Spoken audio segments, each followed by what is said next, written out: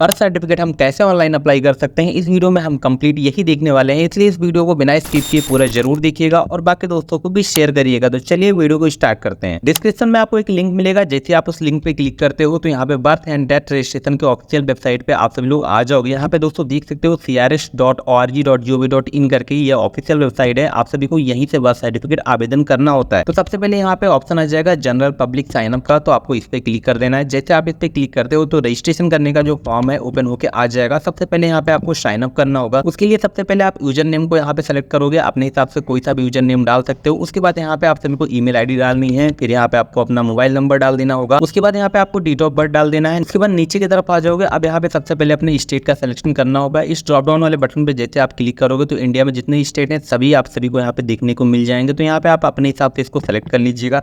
अब उसके बाद में यहाँ पे आपको डिस्ट्रिक्ट सिलेक्शन करने के लिए बोला जाएगा। तो जो भी स्टेट आप लोगों ने सेलेक्ट किया होगा उसमें जितने भी डिस्ट्रिक्ट होंगे इस तरीके से यहाँ पे आपको शो हो जाएंगे। तो यहाँ पे आप अपने हिसाब से इसको सेलेक्ट कर सकते हो। उसके बाद में यहाँ पे आप सभी को जो सब डिस्ट्रिक्ट यानी कि जो आपका तहसील है उसका सिलेक्शन यहाँ से करना होता है। उसके बाद यहाँ पे अपने विलेज या फिर टाउन का सिलेक्शन आपको करना होगा। इतना करने के बाद में आपको नीचे की तरफ आ जाना है। अब यहाँ पे कैप्चर कोड शो हो जाएगा।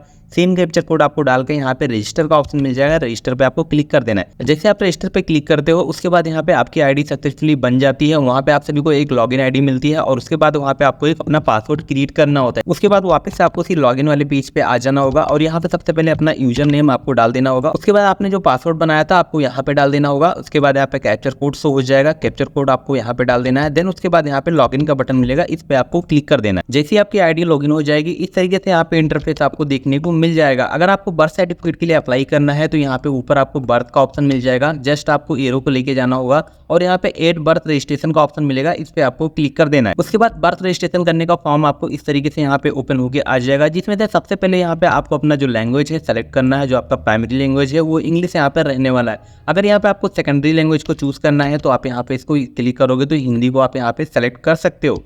अब यहाँ पे सबसे पहले बच्चे की सूचना आपको देना होगा, यानी कि इन्फॉर्मेशन ऑफ द चाइल्ड आपको यहाँ पे देना होगा। तो सबसे पहले यहाँ पे आपको बच्चे का डेट ऑफ बर्थ डालना होगा। जैसे आप इस पे क्लिक करोगे कैलेंडर ओपन होकर आ जाएगा। यहाँ पे आप इस तरीके से इसको सेलेक्ट कर सकते हो। उसके बाद यहाँ पे आप बच्चे के जेंडर को यहाँ पे आपको सिलेक्शन करना होगा। अब यहाँ पे बच्चे का जो पहला नाम है फर्स्ट नेम यहाँ पे डाल देना है। अगर बच्चे का कोई मिडिल नाम है तो आपको यहाँ पे डाल देना होगा। अगर मिडिल नाम नहीं है तो आप डायरेक्टली यहाँ पे लास्ट नेम को डाल सकते हो। उसके बाद बच्चे का अगर आधार कार्ड बना हुआ है उसके पास EID नंबर या फिर उसका आधार नंबर है तो आप यहाँ पे इस वाले एरिया में डाल दीजिएगा, अदरवाइज इसको आप छोड़ दीजिएगा। अब यहाँ पे प्लेस ऑफ बर्थ पूछा जा रहा है, यानी कि जन्म का स्थान पूछा जा रहा है। तो सबसे पहले आप इस पे आपको क्लिक करना है और यहाँ पे घर का ऑप्शन आ रहा है, घर पे आपको सेलेक्ट कर लेना होगा। उसके बाद में यहाँ पे आपके घर का पूरा पता डाल देना है। जैसे यहाँ पे आपको अपना हाउस नंबर डाल देना है। यहाँ पे अपना स्ट्रीट यानी कि आपका जो रोड है वो डाल देना होगा। अपना बिल्डिंग का जो भी नेम है वो आप यहाँ पे डाल दीजिएगा। अपना पोस्ट ऑफिस आपको यहाँ पे डाल देना है। आपका राज्य यहाँ पे जब आपने आईडी बनाया था उसी टाइम पे यहाँ पे आपका सेलेक्ट हो गया था। देन यहाँ पे आपको अपना डिस्ट्रिक्ट डाल देना है। डिस्ट्रिक्ट भी आपको पहले से मिल जाएगा क्योंकि जब आपने आईडी बनाई थी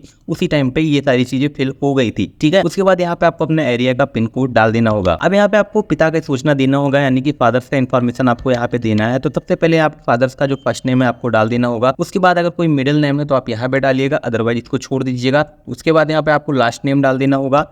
आधार नंबर डाल देना है बच्चे के पिता का। अगर ईमेल आईडी है तो आपको यहाँ पे डालना है, नहीं तो छोड़ दीजिएगा। उसके बाद यहाँ पे बच्चे के पिता का मोबाइल नंबर आपको यहाँ पे डाल देना है। सेम उसी तरीके से यहाँ पे देखोगे माता का इन्फॉर्मेशन पूछा जा रहा है, यानी जो बच्चे की मदर है उनका भी इन्फॉर्मेशन आपको इसी तरीके से देना है। उनका फर्स्ट नेम आपको इस वाले एरिया में डालना है, मिडिल नेम आपको यहाँ पे डाल देना होगा। अगर लास्ट नेम है तो आपको यहाँ पे डाल देना है, ठीक है।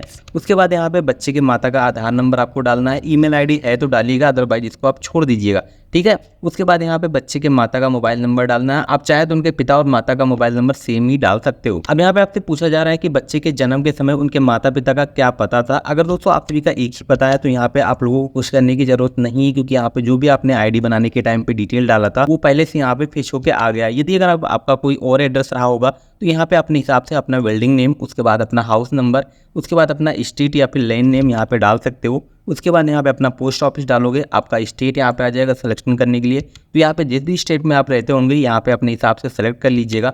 उसके बाद यहाँ पे अपने डिस्ट्रिक्ट का सिलेक्शन करिएगा, अपना जो सब डिस्ट्रिक्ट है वो उसका सिलेक्शन आपको करना है। देन उसके बाद में अपने गांव या फिर शहर का सिलेक्शन कर लेना होगा। उसके बाद यहाँ पे आपको अपना पिन कोड डाल देना है। उसके बाद यहाँ पे देखोगे माता पिता का अस्थायी पता पूछा जा रहा है, तो यानी कि आपका जो अस्थायी पता है अगर वो दोनों सेम ही है तो आप इस पर क्लिक करके जो भी ऊपर इन्फॉर्मेशन आप लोगों ने दिया है यहाँ पे वो एग्जैक्टली यहाँ पे कॉपी कर सकते हो। यदि आपका परमानेंट एड्रेस, अगर दोस्तों आपका परमानेंट एड्रेस और जिस समय आपका बच्चा पैदा हुआ था उसका एड्रेस दोनों अलग अलग है, तब तो आप इस केस में दोस्तों यहाँ पे अलग अलग डालोगे। अगर दोनों का सेम ही आपका एड्रेस था तो आप इस पे क्लिक करके एज इट इज इसको कॉपी कर सकते हो। अब उसके बाद में यहाँ पे सूचना दाता का इन्फॉर्मेशन आपसे पूछा जा रहा है, ठीक है। तो यहाँ पे जो सूचना दाता है अगर उसका भी एड्रेस सेम ही है तो आप इस पे क्लिक कर दोगे तो यहाँ पे उसका पूरा पता आ जाएगा अपने आप, ठीक है। उसका नाम आपको यहाँ पे डाल देना होगा। उसके बाद यहाँ पे जो पिन कोड है एरिया का उनके वो यहाँ पे डाल देना है। इतना करने के बाद में सेव का बटन मिल जाएगा, सेव पे आपको क्लिक कर देना है। जैसे आप सेव पे क्लिक करते हो अब यहाँ पे आपका जो रजिस्ट्रेशन फॉर्म है कंप्लीट हो जाएगा। अब यहाँ पे आपको कुछ भी करने की जरूरत नहीं होती है, 10 से 15 दिनों तक वेट करना होगा। वापस से दोस्तों आपको इसी पोर्टल पे आ जाना होगा लॉगिन करने के बाद में। उसके बाद यहीं से दोस्तों आपका जो बर्थ सर्टिफिकेट है इजीली डाउनलोड हो जाएगा। तो अगर आप ये बर्थ सर्टिफिकेट के लिए आवेदन करना चाहते हो तो इस प्रोसेस को फॉलो करके बहुत ही आसानी से कर सकते हो।